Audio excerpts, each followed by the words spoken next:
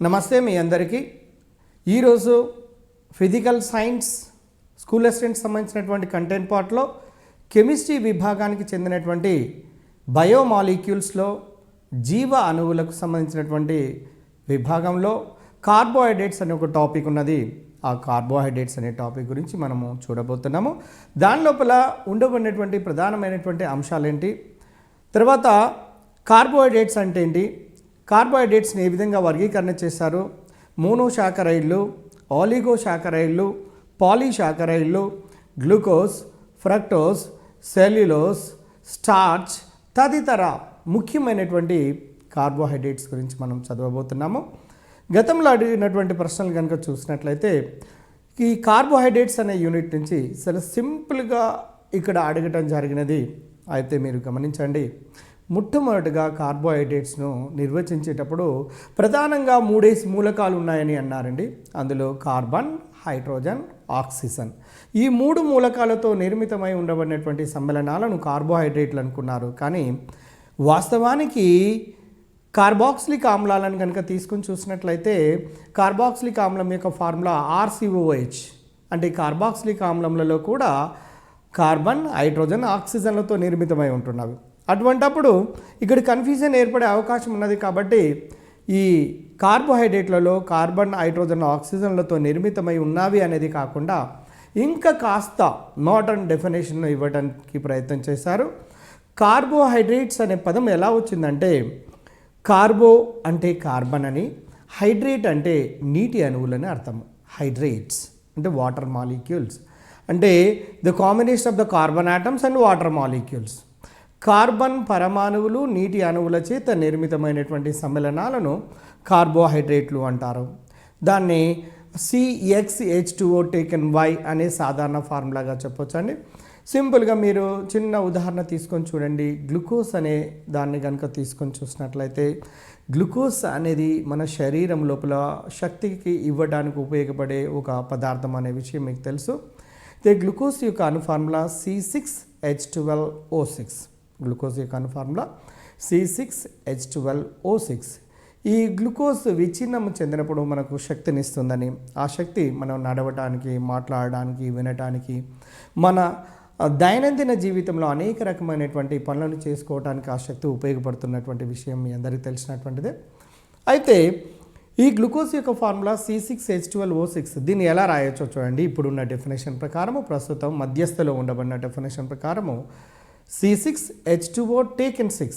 ఒకసారి గమనించండి, pen paper దగ్గర పెట్టి గమనించండి. C6H2O టేకెన్ 6 అంటే C6 అంటే C6, H2O టేకెన్ 6 అన్నాడు కాబట్టి H12O6 అవుతున్నది. అంటే గ్లూకోజ్ ఫార్ములా C6H12O6, దాని ఫార్ములా కూడా సేమ్ అవుతుంది. కాబట్టి గ్లూకోజ్ని ఈ విధంగా కూడా రాయొచ్చు. అంటే 6 కార్బన్ పరమాణువులు 6 నీటి అణువుల చేత నిర్మితమై ఉంటుందనేది అర్థమైంది.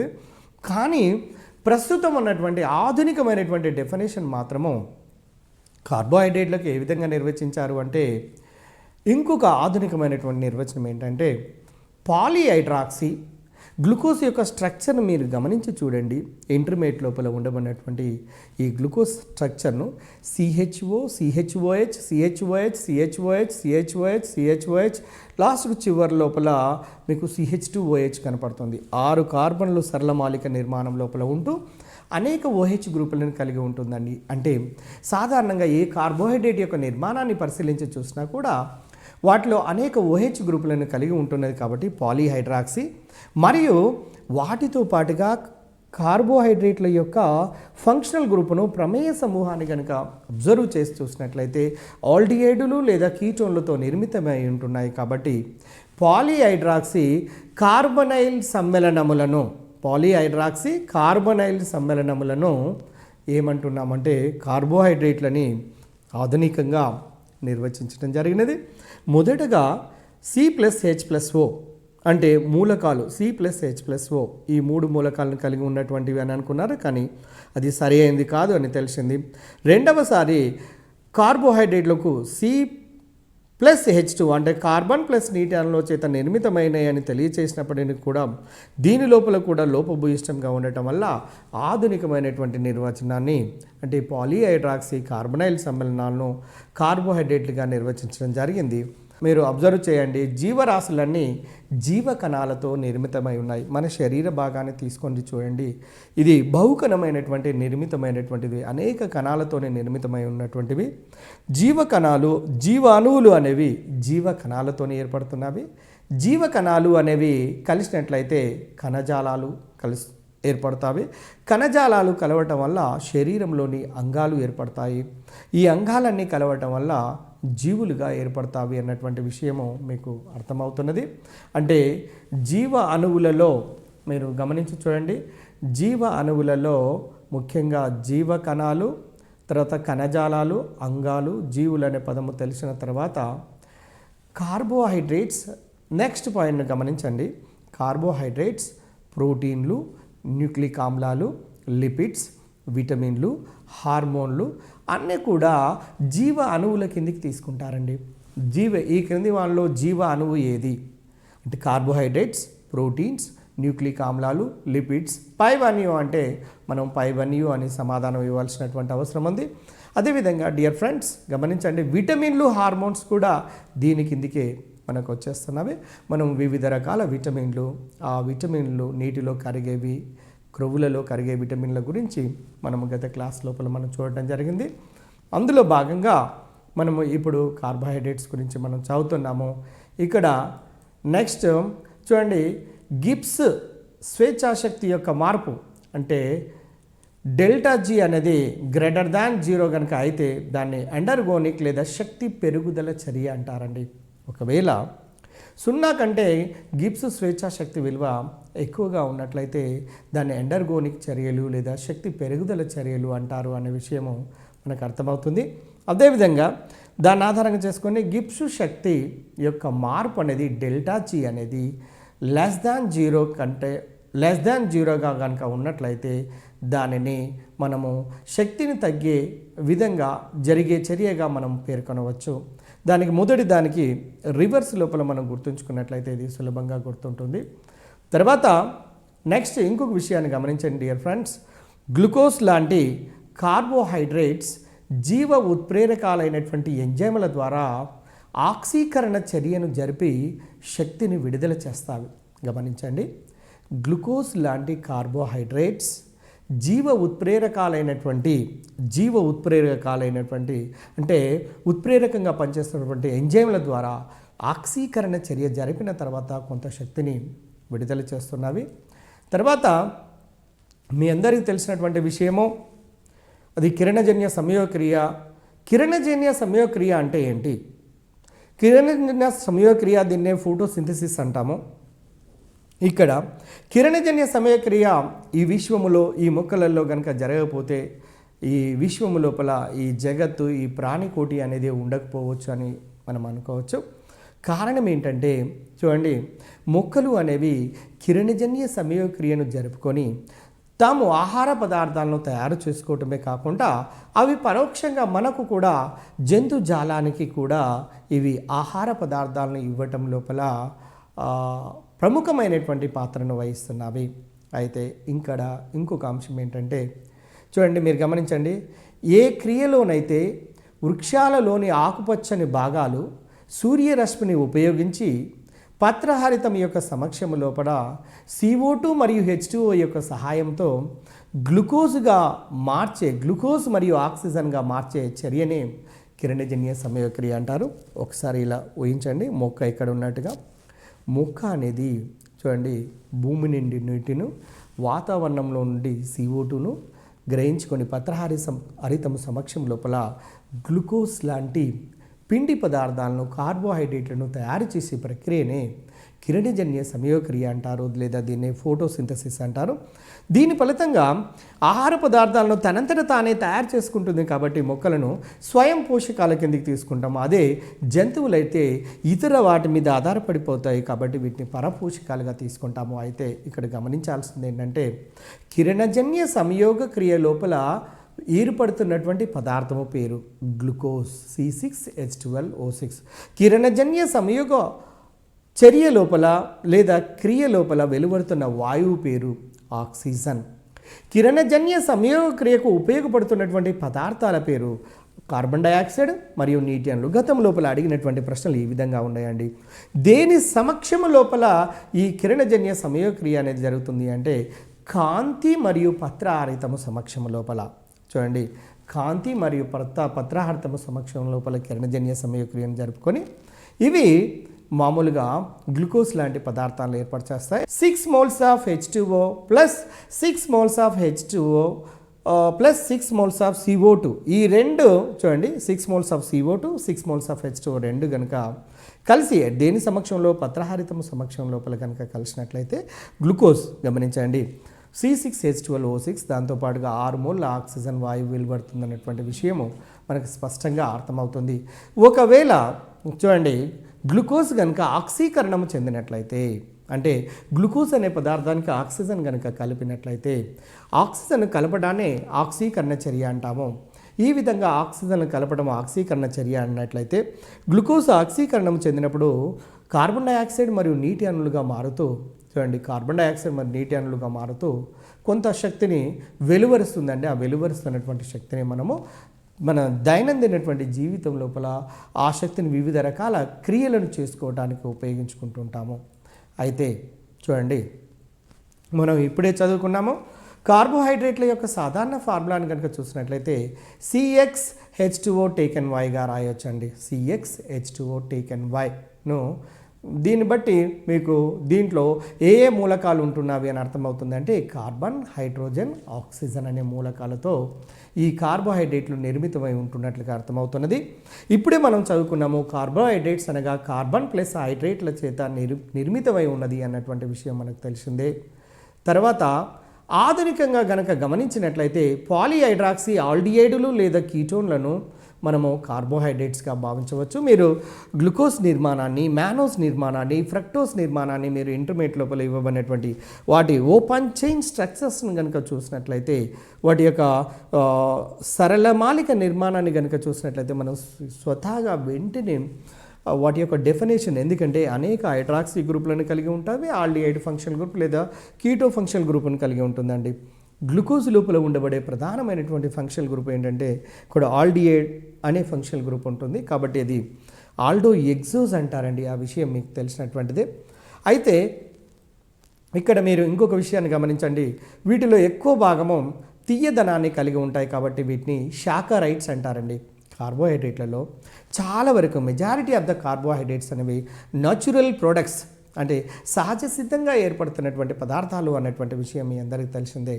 అయితే ఇవి సహజ సిద్ధంగా ఏర్పడినప్పటికీ కూడా ఇవి తీయదనాన్ని కలిగి ఉంటాయి కాబట్టి వీటిని శాకరైడ్స్ అనే ఇంకొక పదంతో కూడా షాకారిన్ అనే పదాన్ని యూజ్ చేస్తుంటుంటాము. చూడండి కల్తీ కళ్ళు లోపల తయారు చేసేటప్పుడు మీ అందరికీ తెలుసు అది షాకారిన్ అంటే ఒక రకమైనటువంటి తీయదనం కలిగినటువంటి పదార్థాన్ని దాన్ని కనుక కలిపినట్లయితే ఎక్కువ మోతాదు లోపల ఉండబడినటువంటి కళ్ళును తయారు చేయడానికి ఉపయోగపడుతుంది. అదేవిధంగా లాటిన్ భాషలో ఇది చాలా ముఖ్యమైన బిట్ అండి. డిఎస్సి ఎగ్జామినేషన్ పాయింట్ ఆఫ్ వ్యూలో చూసినట్లయితే లాటిన్ భాషలో షాకరైడ్స్ అంటే చక్కెర అనే అర్థము. రేపు అడగడానికి ఛాన్స్ ఉన్నది చూడండి. లాటిన్ భాషలో షాకరైడ్స్ అనగా చక్కెర, ఉప్పు తదితర వేరే ఇతర పదములను ఇచ్చి మనం కన్ఫ్యూజ్ చేసే అవకాశం ఉంది. కాబట్టి షాకరైడ్స్ అనే పదము లాటిన్ భాషకు సంబంధించింది. దానితో పాటుగా ఇది దాని యొక్క అర్థం ఏంటంటే చక్కెర అనే విషయాన్ని తెలియచేస్తుంది. మనము కార్బోహైడ్రేట్లను కనుక తీసుకొని చూసినట్లయితే వీటిలో ప్రధానంగా రెండు రకాలుగా అంటే షుగర్స్ అండ్ నాన్ షుగర్స్గా తీసుకోవచ్చండి. షుగర్స్ తీయదనాన్ని కలిగినటువంటి కార్బోహైడ్రేట్లు, నాన్ షుగర్స్ లేదా పాలీషాకరైడ్స్ అంటాము తీయదనము లేనటువంటి చక్కెరలు. తర్వాత మోనోషాకరైడ్లను తీసుకోండి. నెక్స్ట్ ఆలిగోషాకరైడ్లు. మీ అందరికీ తెలుసు మోనోషాకరైడ్ అంటే ఏంటి, నెక్స్ట్ ఆలిగోషాకరైడ్ అంటే ఏంటి. మీకు రేపు డిఎస్సి లోపల లేదా టీఆర్టీ ఎగ్జామినేషన్ లోపల ఎలా అడగడానికి అవకాశం ఉంటుంది అంటే ఈ క్రింది వాణిలో గమనించండి డియర్ ఫ్రెండ్స్, ఈ క్రింది వాణిలో మోనోషాకరైడ్ ఏది, ఈ క్రింది వాణిలో మోనోషాకరైడ్ కానిది ఏది. చూడండి పాజిటివ్లో నెగిటివ్ లోపల కూడా ఊహించండి. ఈ మధ్యకాలంలో ఒక 20-30% ఆఫ్ ద క్వశ్చన్స్ మనకు దేంట్లో ఇస్తున్నారు అంటే నెగిటివ్ వే లోపల కూడా ఇస్తున్నారు. అయితే మోనోసాకరైడ్స్ అంటే ఏ కార్బోహైడ్రేట్లను అయితే జల విశ్లేషణము చెందిస్తే అంటే నీటి లోపల కరిగించినట్లయితే అవి విడిపోకుండా అదే విధంగా ఒకటే యూనిట్గా గనక ఉంటే వాటిని మోనోసాకరైడ్లు అంటారు. కానీ దానికి ఉదాహరణకు గ్లూకోజ్ C6H12O6, బాగా గుర్తుపెట్టుకోండి, గ్లూకోజ్ C6H12O6. ఫ్రక్టోజ్ దాని యొక్క ఫార్ములా కూడా అదేనండి, C6H12O6, కాకపోతే నిర్మాణంలో తేడా ఉంటుంది. మ్యానోస్ ఆల్మోస్ట్ గ్లూకోజ్ మాదిరిగానే ఉంటుంది, సెకండ్ కార్బన్ మీద మాత్రం OH గ్రూప్లో మాత్రం విన్యాసంలో మాత్రమే తేడా ఉంటుంది. అంటే గ్లూకోజ్, ఫ్రక్టోజ్, మ్యానోస్ ఈ మూడు కూడా మోనోసాకరైడ్లకు మంచి ఉదాహరణలుగా తీసుకోవచ్చు. వీటిని గుర్తుపెట్టుకోవడం కూడా చాలా డెడ్ ఈజీ అండి. ఎలా అంటే ఫార్ములా C6H12O6 మూడింటికి కూడా ఒకే విధంగా ఉంది, కానీ నిర్మాణంలో మాత్రమే తేడా కనపడుతూ ఉంటుంటాయి. మీకు తెలుసు, ఇలాగా ఉండబడినటువంటి వాటిని ఐసోమర్స్ అని, ఆ దృగ్విషయాన్ని ఐసోమరిజం లేదా అనుసాదృశ్యం అనే విషయాన్ని కర్బన రసాయనిక శాస్త్రంలో స్పష్టంగా మనం చదవబోతున్నాము. దాంట్లో డీటెయిల్గా, చాలా ఇన్ డీటెయిల్గా మనం చూడబోతున్నాం కాబట్టి వాటి గురించి మనము ఇప్పుడు చూడవలసినటువంటి అవసరం లేదు. అయితే మోనోసాకరైడ్స్ తెలిసిన తర్వాత రెండవ పదం ఏంటంటే ఆలిగోసాకరైడ్స్. ఆలిగోసాకరైడ్స్ అంటే ఏంటి? ఏదైనా కార్బోహైడ్రేట్ని కనుక నీటి లోపల కరిగించినట్లయితే లేదా జల విశ్లేషణ చెందించినట్లయితే 2 నుండి సుమారుగా 10 యూనిట్ల మోనోసాకరైడ్లను కనుక ఏర్పాటు చేసినట్లయితే అలాంటి వాటిని ఆలిగోసాకరైడ్లు అంటారండి. కార్బోహైడ్రేట్స్ అనే యూనిట్ లోపల షుగర్స్ అండ్ నాన్ షుగర్స్లో మళ్ళీ 2 భాగాలుగాను మోనోసాకరైడ్స్, ఆలిగోసాకరైడ్స్. కానీ మోనోసాకరైడ్స్ అంటే ఏ కార్బోహైడ్రేట్ అయితే జల విశ్లేషణ చెందించినట్లయితే అది తదుపరి విభజన చెందకుండా ఒకే యూనిట్గా కనుక ఉంటే వాటి మోనోసాకరైడ్లు అంటారని. వాటికి ఉదాహరణ మనము గ్లూకోజ్, ఫ్రక్టోజ్, మ్యానోస్, వాటి ఫార్ములాలన్నీ కూడా గుర్తుపెట్టుకోవడానికి ఈజీగా ఉన్నది C6H12O6. గుర్తుపెట్టుకోండి, మీరు చాలా ఇంపార్టెంట్ క్వశ్చన్. C6H12O6 ఈ మూడింటికి కూడా ఒకే రకమైనటువంటి ఫార్ములాను కలిగి ఉన్నటువంటివి. తర్వాత మీరు ఆలిగోసాకరైడ్లకు వెళ్ళినట్లయితే ఆలిగోసాకరైడ్లు అనే కార్బోహైడ్రేట్లను కనుక జల విశ్లేషణ చెందించినట్లయితే ఇది 2 నుంచి 10 వరకు మోనోసాకరైడ్ యూనిట్లను ఏర్పాటు చేస్తుంది. కాబట్టి ఇక్కడ ఆలిగోసాకరైడ్లను నానా రకాలుగా, అనేక రకాలుగా విభజన చెందించవచ్చు. డైసాకరైడ్లు, ట్రైసాకరైడ్లు, టెట్రాసాకరైడ్లు, పెంటాసాకరైడ్లు, ఎగ్జాసాకరైడ్లు, ఇలా అదేవిధంగా డెకాసాకరైడ్ వరకు వర్గీకరణ చేయవచ్చును. అయితే ఇందులో భాగంగా మొదటిది డైసాకరైడ్లను కనుక తీసుకొని చూసినట్లయితే డైసాకరైడ్ను మీరు నీటి లోపల కరిగించినట్లయితే 2 మోనోసాకరైడ్లు ఇస్తాయన్న విషయాన్ని మీకు ఆల్రెడీ తెలిసినటువంటిది. సుక్రోజ్ అనే దాన్ని కనుక తీసుకొని చూడండి.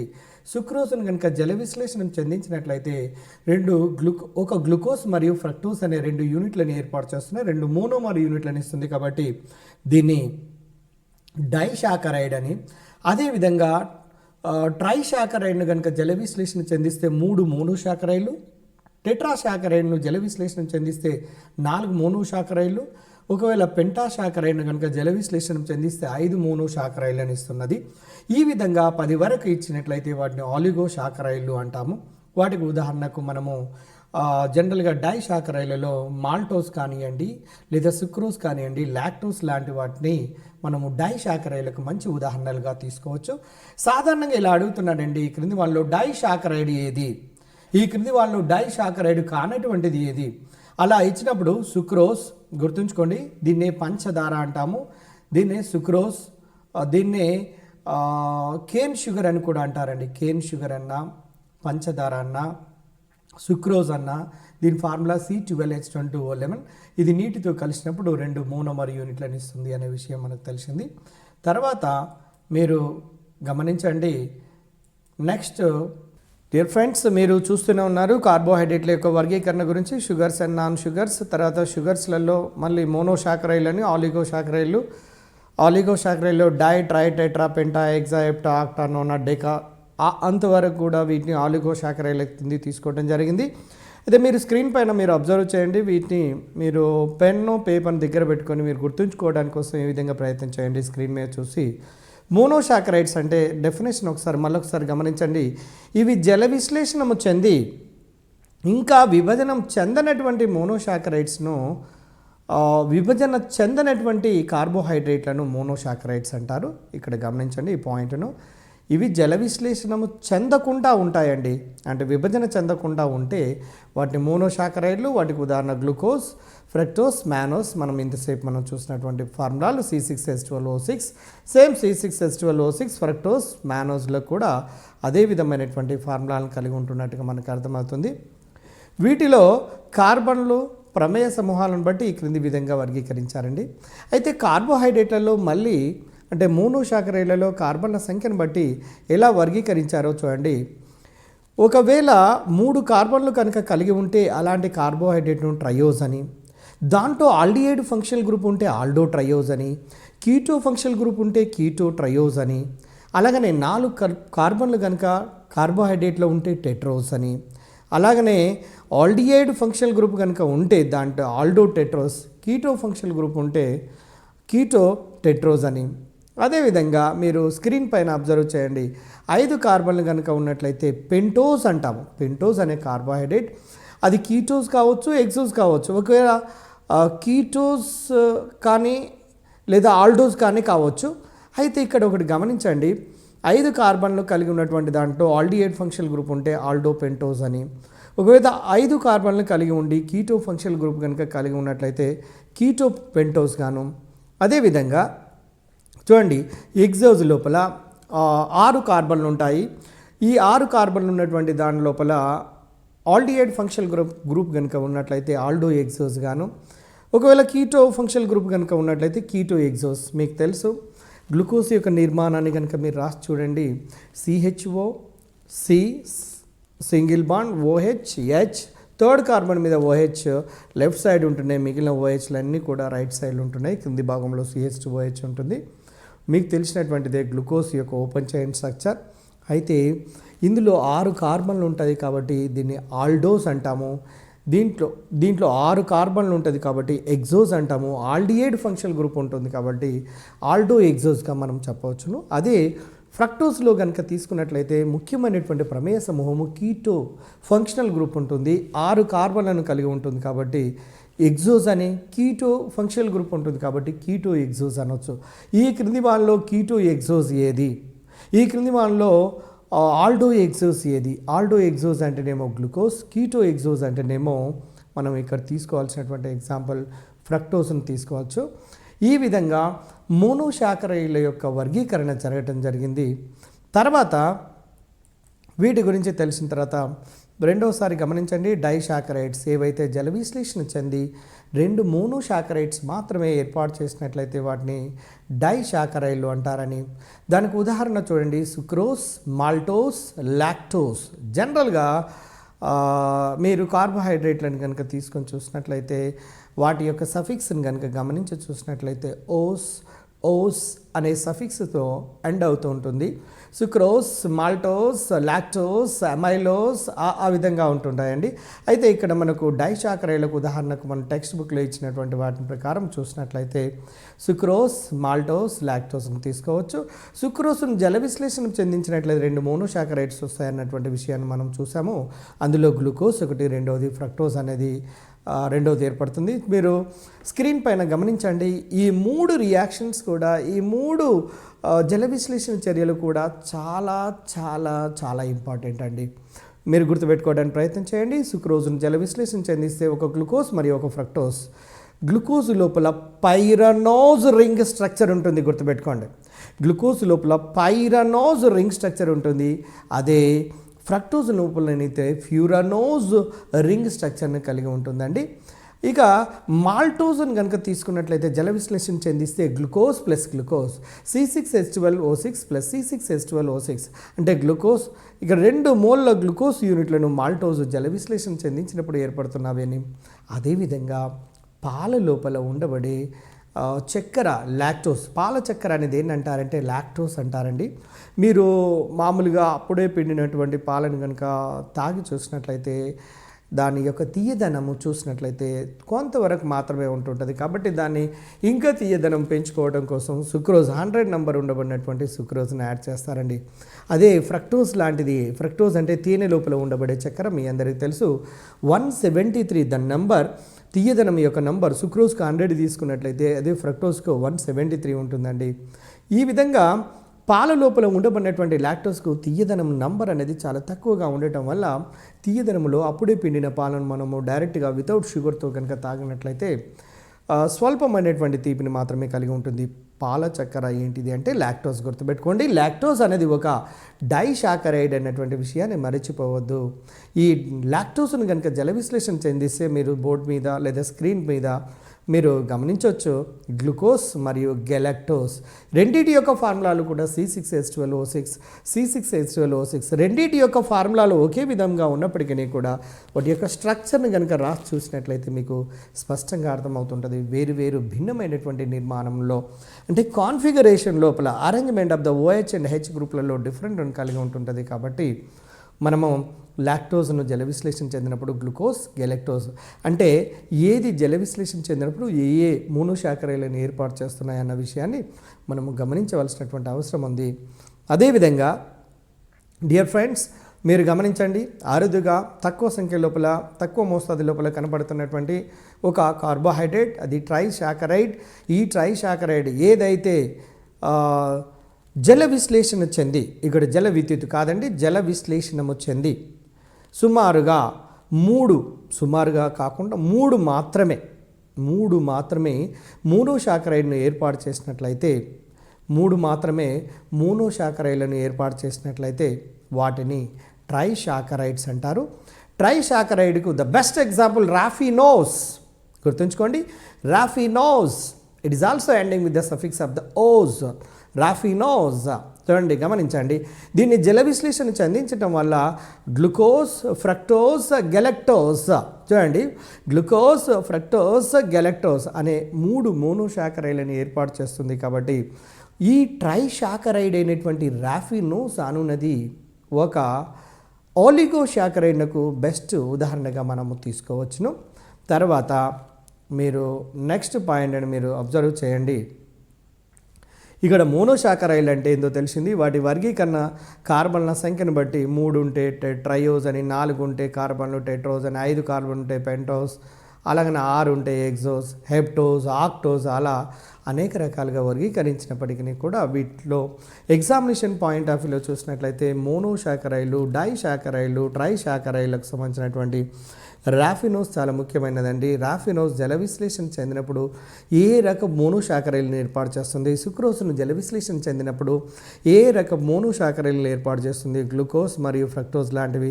అదే మాల్టోజ్ను జల విశ్లేషణ చెందించినట్లయితే గ్లూకోజ్ ప్లస్ గ్లూకోజ్ ఒకే రకమైనటువంటి 2 మోనోసాకరైడ్లను ఏర్పాటు చేస్తున్నట్టుగా, అదేవిధంగా ప్రతి పదార్థము జల విశ్లేషణ చెందినప్పుడు ఎలాంటి మోనోసాకరైడ్లను ఏర్పాటు చేస్తుంది అన్న విషయాన్ని మనము గమనించవలసినటువంటి అవసరం ఉన్నది. ఇక చివరికి మనకు ఈ కార్బోహైడ్రేట్లలో ముఖ్యమైనటువంటి అంశం ఏంటంటే పాలీసాకరైడ్స్. ఈ పాలీసాకరైడ్స్ విషయాన్ని గమనించండి. ఇవి జల విశ్లేషణ చెందినట్లయితే, జల విద్యుత్ కాదండి, ఇక్కడ జల విశ్లేషణము చెందినట్లయితే అనేక మోనోసాకరైడ్లను కనుక ఏర్పాటు చేసినట్లయితే వాటిని పాలీసాకరైడ్లు లేదా నాన్ షుగర్స్ అంటారు. ఇవి తీయగా ఉండవు కాబట్టి వీటిని నాన్ షుగర్స్ అంటారండి. తీయగా రుచి ఉండదండి. మీరు మామూలుగా దీనికి ఎగ్జాంపుల్ స్టార్చ్ లాంటివి తీసుకొని చూడండి. మీరు ఎగ్జాంపుల్ వీటి సాధారణమైన ఫార్ములాను చూడండి, C6H10O5 టేకెన్ అండి. ఇక్కడ ఒక చిన్న చిట్కాను పాటించండి. గ్లూకోజ్ యొక్క ఫార్ములా C6H12O6 కదండి. C6H12O6 నుంచి ఒక వాటర్ మాలిక్యూల్ తీసేయండి. అప్పుడు ఏమొస్తుంది? C6H10O5 వస్తుంది. దాన్ని టేకెన్ N పెట్టండి. ఆటోమేటిక్గా పాలీసాకరైడ్ల యొక్క సాధారణ ఫార్ములా అనేది మనకి ఏర్పడుతుంది. ఇప్పుడు మీరు పాలీసాకరైడ్ అయినటువంటి C6H10O5 టేకెన్ N కనుక తీసుకొని చూసినట్లయితే దీన్ని జల విశ్లేషణ కనుక కావించినట్లయితే, జల విద్యుత్ అనే పదము కాదండి, జల విశ్లేషణ కనుక చేసినట్లయితే సుమారుగా 10 కానీ అంతకంటే ఎక్కువ సంఖ్య లోపల మోనోసాకరైడ్లను ఏర్పాటు చేసినట్లయితే అటువంటి వాటిని మనము పాలీసాకరైడ్లు అంటామండి. పాలీసాకరైడ్లకు సంబంధించినటువంటి ఉదాహరణలు చాలా ముఖ్యము. పాలీసాకరైడ్ల యొక్క లక్షణాలు కూడా చాలా ముఖ్యమండి. ఇవి అస్ఫటిక ఘన పదార్థములండి. ఇవి అస్ఫటిక రూపాన్ని కలిగినటువంటి పదార్థములేమో ఇక్కడ పాలీసాకరైడ్లు. ఇవి స్వల్ప లేదా అల్ప పరిమాణము లోపల మాత్రమే నీటి లోపల కరుగుతాయి. అదే షుగర్స్ని కనుక తీసుకొని చూడండి, చక్కెరని తీసుకొని నీటిలో వేయండి, చక్కగా ధారాళంగా కరిగిపోతుంది. అంటే దీన్ని బట్టి మీకు ఏమర్థమవుతుంది అంటే ఇక్కడ మోనోశాకరైలు ఆలిగోశాకరైలు ఏమో నీటిలో ధారాళంగా కరిగితే అస్ఫాటిక పదార్థంలో అయినటువంటి ఈ పాలీశాకరైలు మాత్రము నీటి లోపల తక్కువ మోస్తాదు లోపల కరుగుతున్నవి. అయితే వీటికి ఉదాహరణలు గమనించండి. ఈ క్రింది వానిలో పాలీశాకరైడ్ ఏది? చూడండి, గ్లూకోజ్, ఫ్రక్టోజ్, మానోజ్, స్టార్చ్. ఇలా ఇచ్చినట్లయితే స్టార్చ్ అనేది మనం ఉదాహరణగా తీసుకుంటామండి. దాని ఎగ్జాంపుల్గా తీసుకోవచ్చు పాలీశాకరైడ్కు. అంటే ఇక్కడ వీటికి ఉదాహరణలు స్టార్చ్ ఒకటి, ద బెస్ట్ వన్. సెల్యులోస్, మొక్కల యొక్క కణకవచము. సెల్యులోస్, అమిసెల్యులోస్ లాంటి పదార్థములతో ఏర్పడుతున్నటువంటి విషయం మీకు తెలుసు. సెల్యులోజ్ అనేది కూడా ఒక పాలీశాకరైడ్. నెక్స్ట్ గ్లూకోజన్ చూడండి. అదేవిధంగా గమ్స్ లాంటి పదార్థములన్నీ కూడా పాలీశాకరైడ్కు మనం ఉదాహరణగా తీసుకుంటాము, గ్లూకోజన్. తర్వాత నెక్స్ట్ మోనో ఆలిగోశాకరైడ్లు స్ఫటిక పదార్థములు, ఇవి నీటి లోపల కరుగుతాయి అన్నటువంటి విషయం చూసాము. అదే పాలీశాకరైడ్స్ మాత్రము అస్ఫటిక ఘన పదార్థములు, ఇవి నీటి లోపల స్వల్పంగా లేదా తక్కువ పరిమాణంలో మాత్రమే కరుగుతాయి అన్నటువంటి విషయాన్ని మనము గమనించడం జరిగినది. తర్వాత చూడండి, ఇక్కడ మీరు కార్బోహైడ్రేట్లను 2 రకాలుగా వర్గీకరించవచ్చండి. క్షయకరణము చెందే చక్కెరలు, క్షయకరణము చెందనటువంటి చక్కెరలకు ఉదాహరణ చక్కెర, సుక్రోస్. ఇది బాగా గుర్తుపెట్టుకోండి. టీఆర్టీ ఎగ్జామినేషన్ పాయింట్ ఆఫ్ వ్యూలో చూసినట్లయితే ఈ క్రింది వాళ్ళలో క్షయకరణము చెందనటువంటి చక్కెర లేదా కార్బోహైడ్రేట్ ఏది అంటే సుక్రోస్ అని చెప్పాలి, లేదా ఫార్ములా రూపంలో వస్తే C12H22O11.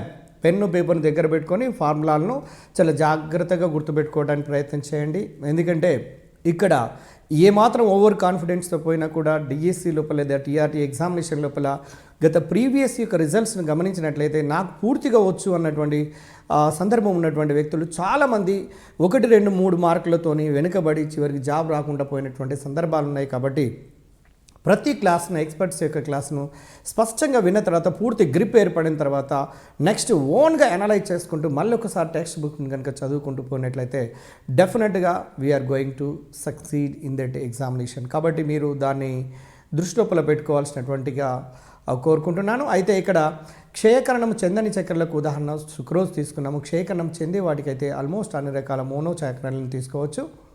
అయితే క్షయకరణం చెందే చక్కెరలు అంటే ఏవైతే టోలెన్స్ కారకము, మీకు తెలుసు అమ్మోనికల్ సిల్వర్ నైట్రేట్ను టోలెన్స్ కారకము అంటారు అన్నటువంటి విషయము.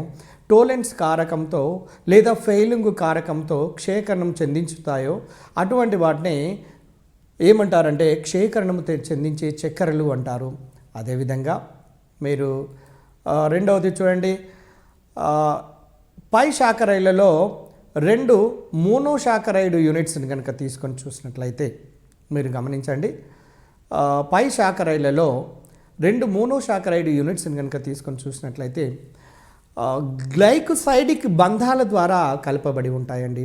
ఇది చాలా చాలా ముఖ్యమైనటువంటి బిట్టు, ఇది గమనించండి. మీరు ఏవైనా శాకరైడ్ని తీసుకోండి, ఉదాహరణకు సుక్రోస్ని కనుక తీసుకొని చూసినట్లయితే సుక్రోస్ లోపల ఒకటి గ్లూకోజ్ యూనిట్ ఉంటుంది, ఒకటి ఫ్రక్టోస్ యూనిట్ ఉంటుంది. ఈ 2 యూనిట్లు కూడా గ్లైకోసైడిక్ అంటే ఆక్సిజన్ ద్వారా ఇవి బంధంతో కలపబడి ఉంటుంటాయండి.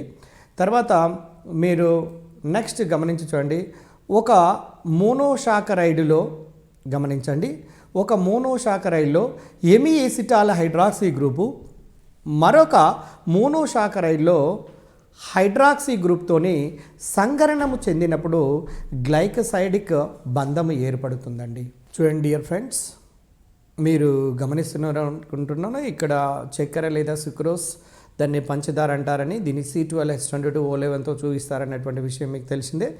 చక్కెర గురించి లేదా సుక్రోజ్ గురించి కొన్ని 2 లేదా 3 ముఖ్యమైనటువంటి పాయింట్లు డిఎస్సి లేదా TRT examination point of view కనుక చూసినట్లయితే చూడండి. ఫస్ట్, ఇది మొక్కల నుండి వస్తుందండి. చెరకు అంటే చక్కెరను తయారు చేయాలంటే చెరకు అనే గడ్డి జాతి మొక్క నుంచి మనము చక్కెరను తయారు చేస్తుంటారు. లేదా బీట్రూట్ నుండి కూడా, బీట్రూట్ మీకు తెలిసే ఉన్నది, ఆ బీట్రూట్ నుండి కూడా చక్కెరను తయారు చేస్తారండి. అయితే దీని యొక్క ఫార్ములా గుర్తుపెట్టుకోండి, C12H22O11. ఇది మామూలుగా డైసాకరైడ్ అనేటువంటి విషయం మీకు తెలుసు, ఎందుకంటే ఇది జల విశ్లేషణం చెందినట్లయితే గ్లూకోజ్ ఫ్రక్టోజ్ అనే 2 మోనోసాకరైడ్లను ఏర్పాటు చేస్తుంది. కాబట్టి ఇది డైసాకరైడ్. మీరు స్క్రీన్ పైన గమనించండి, మీరు గతంలో కూడా స్టార్టింగ్లో మీరు గమనించే ఉన్నారు. సుక్రోస్ని కనుక తీసుకొని దాన్ని జల విశ్లేషణ చెందినప్పుడు గ్లూకోజ్ మరియు ఫ్రక్టోజ్ అనే 2 మోనోసాకరైడ్లు వస్తే ఇందులో గ్లూకోజ్నేమో డెక్స్ట్రోజ్ అంటారండి. ఇది కొత్త పాయింట్, కొంచెం గమనించండి. ఈ క్రింది వాళ్ళలో డెక్స్ట్రోజ్ ఏది అంటే, ఏదైతే జనరల్గా కార్బోహైడ్రేట్లు అనేవి సాధారణంగా అసౌష్ఠవ కార్బన్లను కలిగి ఉంటాయండి. మీ అందరికీ తెలుసు, అసౌష్ఠవ కార్బన్ అంటే ఒక కార్బన్ చుట్టూ ఉండబడినటువంటి గ్రూపులు ఏబిసిడి అంటే డిఫరెంట్ గ్రూప్స్ కనుక కలిగి ఉన్నట్లయితే, వేరు వేరు గ్రూపులతోనే ప్రతిక్షేపితమై ఉంటే దాన్ని అసౌష్ఠవ కార్బన్ అంటారు. అసౌష్ఠవ కార్బన్లను కలిగి ఉన్నటువంటి కర్బన సమ్మేళనాలు సాధారణంగా ఏం చేస్తాయి అంటే ఆప్టికల్ రొటేషన్, ధ్రువణ భ్రమణత అనే ధర్మాన్ని కలిగి ఉంటాయండి. కాబట్టి ఈ గ్లూకోజ్ అనే ద్రావణాన్ని కనుక మీరు పొలారిమీటర్లో ఉంచినట్లయితే దాని లోపల ఉండబడినటువంటి ప్లేన్ పోలరైజర్ లైట్, సమతల ధ్రువిత కాంతి అన్నది ఎడమ నుంచి కుడివైపునకు భ్రమణం చెందిస్తుందండి. ఏ పదార్థములైతే సమతల ధ్రువిత కాంతిని ఎడమ నుంచి కుడివైపుకు కనుక భ్రమణం చెందించినట్లయితే వాటిని డెక్స్ట్రోజులు అంటారు. వాటిని డెక్స్ట్రో రొటేటరీ కాంపౌండ్స్ అంటారు. లేదా గమనించండి, వాటిని డెక్స్ట్రోజ్ అనే పదంతో కూడా పిలుస్తుంటుంటాము. అంటే ఇక్కడ గ్లూకోజ్ అనేది డెక్స్ట్రోజ్ గాను, దాని యొక్క ఆప్టికల్ రొటేషన్ కనుక చూసినట్లయితే 52.5 డిగ్రీస్ ఉన్నట్టుగా మనకు అర్థమవుతుంది. అదేవిధంగా ఫ్రక్టోజ్ను దాని ఫార్ములా కూడా సేమ్ C6H12O6 గ్లూకోజ్ మాదిరిగా ఉన్నప్పటికీ కూడా ఇది లివలోజ్. చూడండి, లెవలోజ్ అనేది ఇది -92.4 డిగ్రీస్ని కలిగి ఉంటుందండి. అంటే టోటల్ మీద కనుక చూసినట్లయితే లివో రొటేటరీ మాత్రమే ఎక్కువగా మనకు కనపడుతున్నది. కాబట్టి చూడండి, ఇక్కడ మనకు అర్థమైనటువంటిది ఏంటంటే సుక్రోజ్ ఒక డైసాకరైడ్ అనేది, దీని ఫార్ములా C12H22O11గా ఉంటుందని, ఇది ఒక గడ్డి జాతి మొక్క నుండి తయారు చేస్తారని లేదా బీట్రూట్ని తయారు చేస్తారని, సుక్రోజ్ను జల విశ్లేషణ చెందిస్తే గ్లూకోజ్ ఫ్రక్టోజ్ అనే 2 మోనోసాకరైడ్లు యూనిట్స్ వస్తాయని, ఇందులో గ్లూకోజ్ అనేదేమో డెక్స్ట్రో రొటేటర్ని కలిగి ఉంటే ఫ్రక్టోజ్ మాత్రం లీవో రొటేటర్ని కలిగి ఉన్నట్టుగా మనకు అర్థమవుతున్నది. ఈ క్రింది వాళ్ళలో లీవో రొటేటర్ కలిగిన పదార్థం ఏది, లేదా ఈ క్రింది వాళ్ళలో డెక్స్ట్రో రొటేటర్ కలిగిన పదార్థం ఏది అని అడగటానికి కూడా అవకాశం ఉంటుంది. కాబట్టి మీరు దాన్ని ఆధారంగా చేసుకొని మనము ఆ అప్లికేషన్ పాయింట్ ఆఫ్ వ్యూకి వస్తే ఏ విధంగా వస్తాడో మనం ఈజీగా ఎక్స్పెక్ట్ చేయొచ్చు. మీరు చూడండి, మొత్తం మీద కనుక చూసినట్లయితే ఇది ఎడమ వైపుకు భ్రమణం చెందుతూ ఉంటుందండి. ఇది డెక్స్ట్రో రొటేటర్ నుండి లీవో రొటేటర్కు మారుతుంది. దీన్నే విలోమ చక్కెర, చూడండి, దీన్నే విలోమ భ్రమణ క్రియ అంటారండి. విలోమ చక్కెర విలోమ భ్రమణ క్రియ అని అంటారండి. దీనికి స్పెషల్ నేమ్ అంటే డెక్స్ట్రో రొటేటర్ నుండి లీవో రొటేషన్కు మారుతున్నటువంటి దానిని ఏమంటారంటే ఒక స్పెషల్ వర్డ్ ఇచ్చారు. అదేంటంటే చక్కెర విలోమ భ్రమణ క్రియ అంటారండి. ఈ మిశ్రమానికి విలోమ చక్కెర అంటారు. ఆ మిశ్రమాన్ని ఏమంటారంటే విలోమ చక్కెర అని కూడా పిలుస్తూ ఉంటారు. కాబట్టి ఇందులో ఎంట్రన్స్ పాయింట్ ఆఫ్ వ్యూలో ఉండబడినటువంటి ఈ 4-5 బిట్స్ చాలా జాగ్రత్తగా గుర్తుపెట్టుకోవాల్సినటువంటి అవసరం ఉంది. తర్వాత డియర్ ఫ్రెండ్స్, ఇక్కడ ఈ ఏరియాలో ఇంకా కొంచెం జాగ్రత్తగా గమనించండి. అది ఏంటంటే ఆల్ఫా డి ప్లస్ గ్లూకోజ్ లోపల C1 కార్బన్ మరియు బీటా డి ఫ్రక్టోజ్, చూడండి, బీటా డి ఫ్రక్టోజ్ లోపల C2 కార్బన్లకు ఆల్ఫా డి మరియు ఇక్కడ రెండవ కార్బన్ అయినటువంటి ఫ్రక్టోజ్తోని గ్లైకసైడిక్ బంధం ద్వారా కలపబడి ఉంటాయని, అంటే ఒకటి గ్లూకోజ్ యూనిట్, రెండవది ఫ్రక్టోజ్ యూనిట్. గ్లూకోజ్లో C1 కార్బన్తోని, ఫ్రక్టోజ్లో C2 కార్బన్తోని గ్లైకసైడిక్ బాండ్ ద్వారా, ఆక్సిజన్ ద్వారా ఇవి 2 కూడా కలపబడి ఉంటాయి అనే విషయాన్ని గమనించండి. ఇక్కడ కనుక క్వశ్చన్ వేసినట్లయితే సాధారణంగా తక్కువ సంఖ్య లోపల ఆన్సర్ చేసే అవకాశం ఉంటుంది. కాబట్టి దీన్ని స్పెషల్గా మీరు గుర్తుంచుకోండి. C1 C2ల మధ్యన లింకేజ్ ఏర్పడుతుందండి. ఒకటి గ్లూకోజ్కు, రెండోది ఫ్రక్టోజ్కు. ఈ గ్లూకోజ్కి ఏమో పైరనోస్ రింగ్ స్ట్రక్చర్ని కలిగి ఉంటే ఈ ఫ్రక్టోజ్కి ఏమో ఫ్యూరనోస్ రింగ్ స్ట్రక్చర్ని కలిగి ఉంటుంది అన్నటువంటి విషయం మీకు తెలిసిందే. తర్వాత గమనించండి, గ్లూకోజ్ పైరనోజ్ రూపంలోను, అంటే పైరనోజ్ అనేది ఎగ్జామ్ మెంబర్డ్ రింగ్ అండి, 6 పరమాణువులతో కూడుకొని ఉంటుంది. ఫ్రక్టోజ్ అనేది ఫ్యూరనోజ్ రూపం లోపల ఉంటుంది, ఇది పెంటా మెంబర్డ్ రింగ్గా ఉంటుంది. ఇప్పుడు మనం సుక్రోజ్ సంబంధించినటువంటి ఒక 5 నుంచి 7 ముఖ్యమైనటువంటి పాయింట్స్ టీఆర్టీ పాయింట్ ఆఫ్ వ్యూలో చూడడం జరిగిందండి. వాటిని ఖచ్చితంగా గుర్తుంచుకోండి. అదేవిధంగా మాల్టోస్ని కనుక చూసినట్లయితే మాల్టోస్ కూడా ఒక డైషాకరైడ్ అనేటువంటి విషయం మనం ప్రీవియస్లోనే గమనించడం జరిగింది. అందులో ఇది ఒక డైషాకరైడ్, గమనించండి, ఇది ఒక డైషాకరైడ్. అప్పుడే మొలకెత్తినటువంటి బార్లీ గింజలలో ఉండే డయాస్టేజ్ అనే ఎంజైమ్ సమక్షంలో పిండి పదార్థాన్ని కనుక మనం విశ్లేషణ చెందించినట్లయితే మాల్టోస్ అనే పదార్థం వస్తుందండి.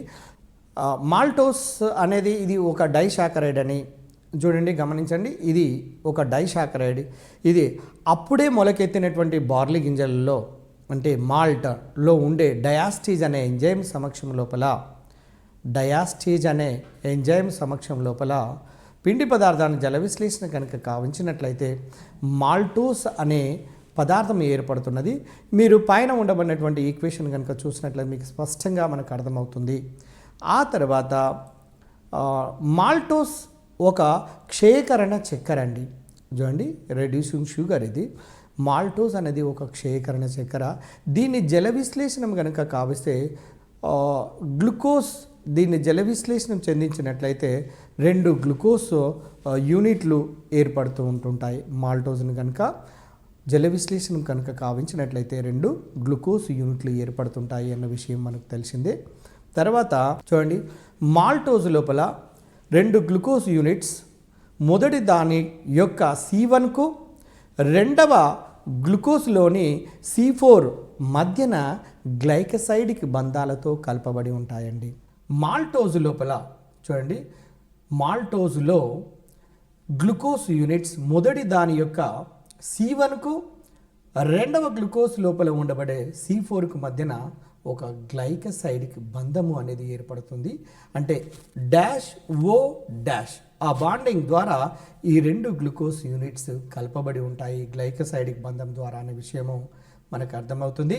మాల్టోజ్లో 2 గ్లూకోజ్ యూనిట్స్ దాని యొక్క C1 కార్బన్కు రెండవ దాని లోపల ఉండబడినటువంటి C4 కార్బన్కు మధ్యన గ్లైకసైడిక్ బంధాలతో ఏర్పడిన తర్వాత 2 కూడా, అంటే మాల్టోస్ లోపల 2 గ్లూకోజ్ యూనిట్లు ఉంటున్నాయి కాబట్టి 2 కూడా పైరనోస్ రూపంలో ఉన్నాయండి. పైరనోస్ అనేది గ్లూకోజ్ యొక్క వలయ రూపము, అది ఎగ్జామ్ మెంబర్డ్ రూపాన్ని కలిగి ఉంటున్నటువంటి విషయము మీకు తెలిసినటువంటిదే.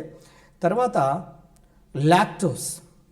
ఇక లాక్టోస్ విషయానికి వచ్చినట్లయితే లాక్టోస్ కూడా ఒక డైషాకరైడ్. దీని ఫార్ములా కూడా C12H2O11గా ఉంటుంది.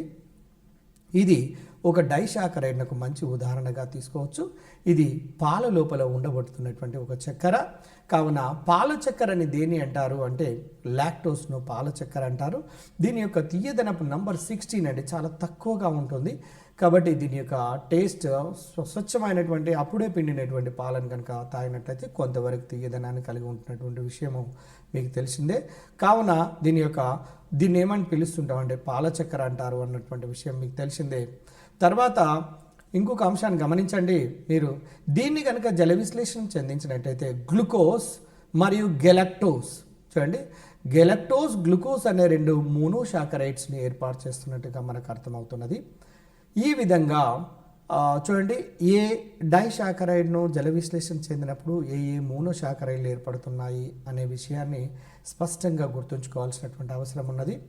తర్వాత పాలీసాకరైడ్స్ను చూడండి, పాలీసాకరైడ్స్ని కనుక తీసుకొని చూసినట్లయితే ఇవి అనేక మోనోసాకరైడ్ ప్లస్ మోనోసాకరైడ్ ఇలా అనేక మోనోసాకరైడ్లు గ్లైకసైడిక్ బంధాల ద్వారా మనకు పాలీసాకరైడ్ అనేది ఏర్పడుతూ ఉంటుంది. ఈ గ్లైకసైడిక్ బంధాల ద్వారా ఇవి పెద్ద పాలీసాకరైడ్గా ఏర్పడినప్పటికీ, ఎందుకంటే పాలీసాకరైడ్ అనేది పాలిమర్, దీనికి కారణం ఏంటంటే దీని యొక్క అనుభారం చాలా ఎక్కువగా ఉంటుంది అన్నటువంటి విషయం మీకు తెలుసు. దీనికి ఉదాహరణలు స్టార్చ్, సెల్యులోజ్, నెక్స్ట్ గ్లైకోస్ మొదలైనటువంటి వాటిని పాలీసాకరైడ్లను ఉదాహరణగా తీసుకోవచ్చును. అయితే ఇక్కడ ఇంకొక విషయాన్ని గమనించండి. స్టార్చ్ లేదా పిండి పదార్థాలు అనే పదార్థాన్ని కనుక తీసుకున్నట్లయితే ఇవి కూరగాయల లోపల చాలా ఎక్కువ మోస్తాదు లోపల ఉంటున్నవి. కూరగాయల్లో ఎక్కువ మోస్తాదు లోపల ఉండబడినటువంటి కార్బోహైడ్రేట్ ఏది అన్నట్లయితే దానికి స్టార్చ్ లేదా పిండి పదార్థాన్ని మనము ఎగ్జాంపుల్గా తీసుకోవాల్సినటువంటి అవసరం ఉన్నది.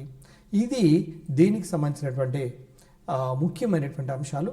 అంటే ఇప్పుడు కార్బోహైడ్రేట్లలో కార్బోహైడ్రేట్ అంటే ఏంది? C+H+O.